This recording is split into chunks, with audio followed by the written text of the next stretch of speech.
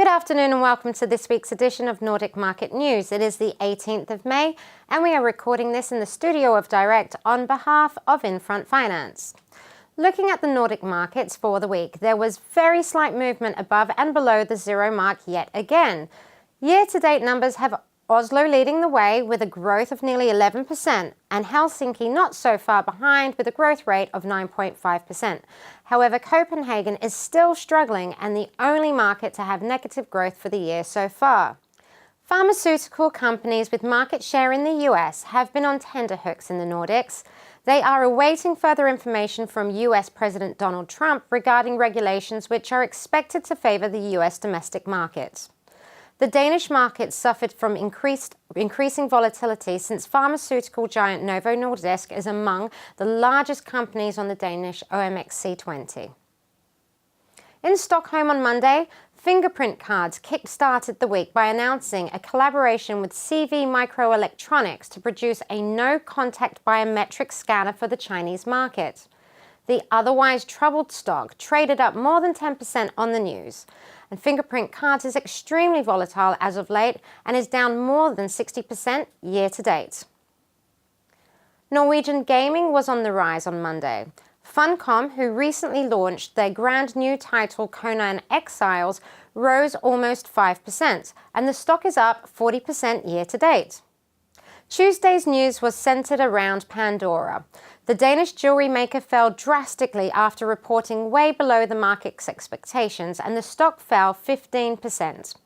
In Norway, Kongsberg Gruppen also presented a poor first quarter and fell 7%. Pareto Securities commented that the main driver behind the disappointing performance was declining margins. Positive news was found in Clas Ohlson, who revealed better than expected sales for the month of April. The Swedish retail company has been on a downward trend after losing market share to online stores. The Norwegian aluminium producer Norsk Hydro rose sharply on Wednesday after having signed a 20-year power supply agreement with Swedish electric company Vattenfall. The stock traded up more than 7%. A drop in Italian banks, fueled by fresh political worries, weighed bank stocks all over Europe down, including the Nordics, on Wednesday. The most likely probable coalition in the Italian government is expected to raise the question of abandoning the European Monetary Union and renegotiating Italy's part in the EU budget.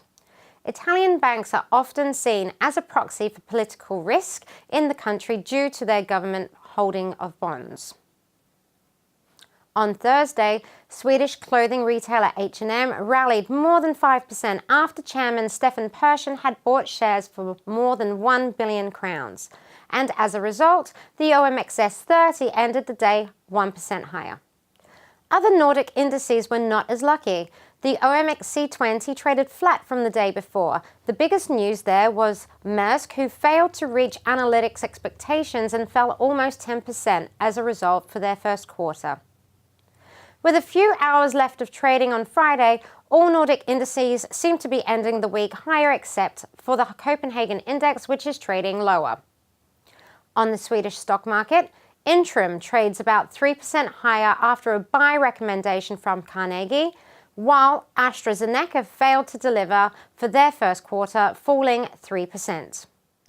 And on late Thursday evening, it was announced that PayPal will be buying Izettle, the Swedish fintech company, for $2.2 billion US.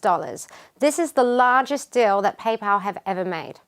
So that's everything for today. Have a wonderful weekend and see you all again next Friday.